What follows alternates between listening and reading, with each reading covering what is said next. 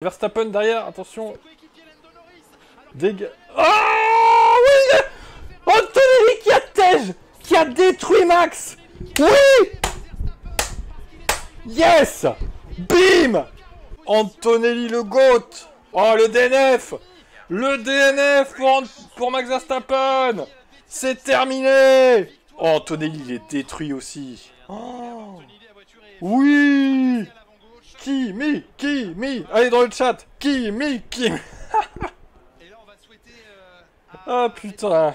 Où sont les fans de Max? Bah en PLS.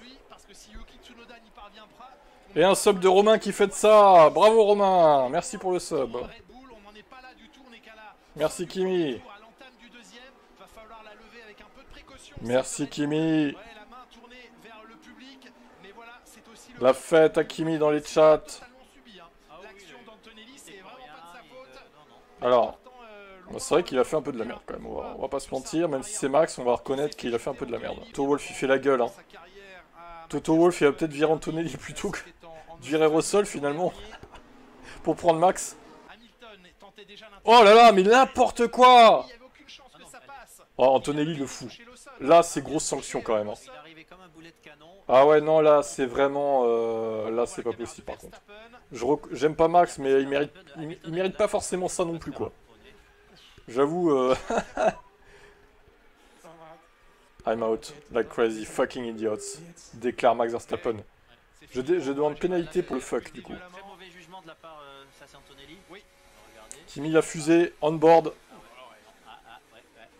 Ouais, n'importe quoi, le craquage complet de Kimi Antonelli. Bon là, tous les fans de Verstappen vont lui tomber dessus, c'est sûr. Alors au final, la FIA a rendu son verdict. Il aura bien une pénalité, donc 3 places sur la grille à Silverstone et 2 points de pénalité sur le permis, Antonelli. En vrai, 3 places, je trouve pas ça cher payé. Moi, j'aurais mis 10 places, parce qu'il fait quand même DNF un pilote. Alors oui, il s'autodétruit lui aussi. Mais pour que ça lui serve de leçon, j'aurais mis 10 places et 2 points sur la licence FIA. Après, c'est mon avis, voilà. En tout cas, il a bien massacré Max. Le commissaire Kimi Antonelli a décidé de sanctionner Max par une disqualification immédiate avec ce DNF. Voilà.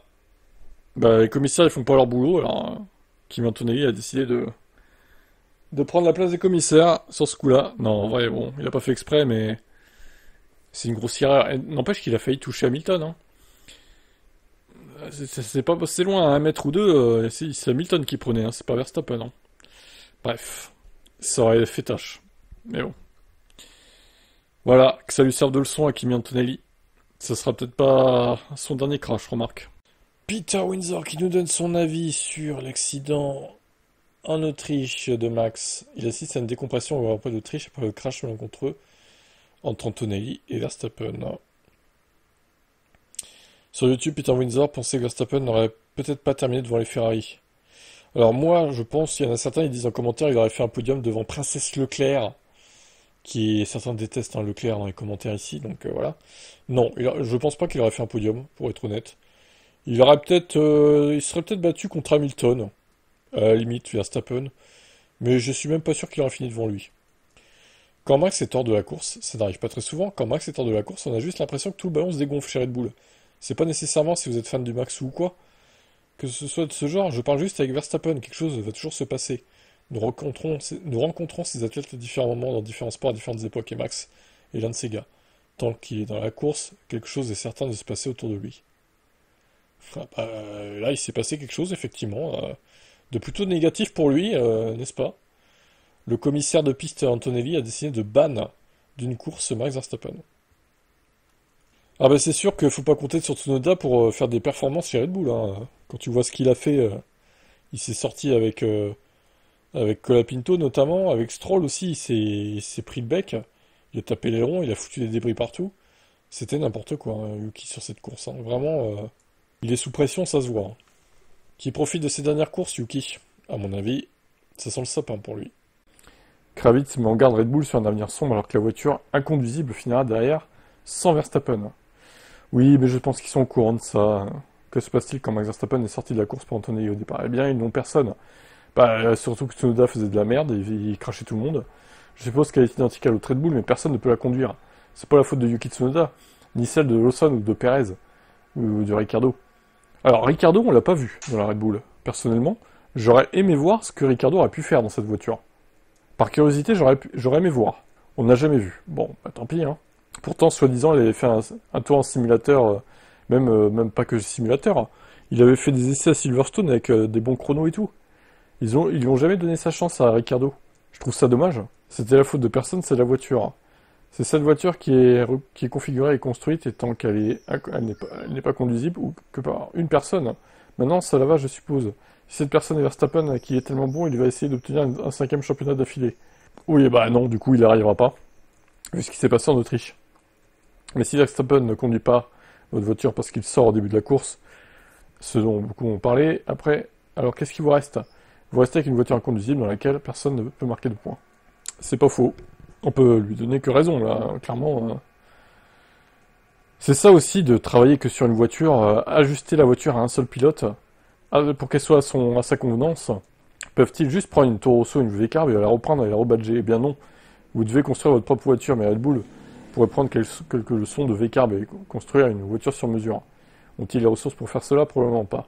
Si Max quitte cette équipe, ils termineront dernier. Je pense pas qu'ils termineront dernier non plus, mais ça se battra avec les voitures de midfield comme le fait Tsunoda, c'est-à-dire 12, 13, peut-être 10e des fois. Mais voilà, ce sera une équipe de midfield, hein, Red Bull, c'est sa place, hein, cette équipe de toute façon. Ma foi, voilà.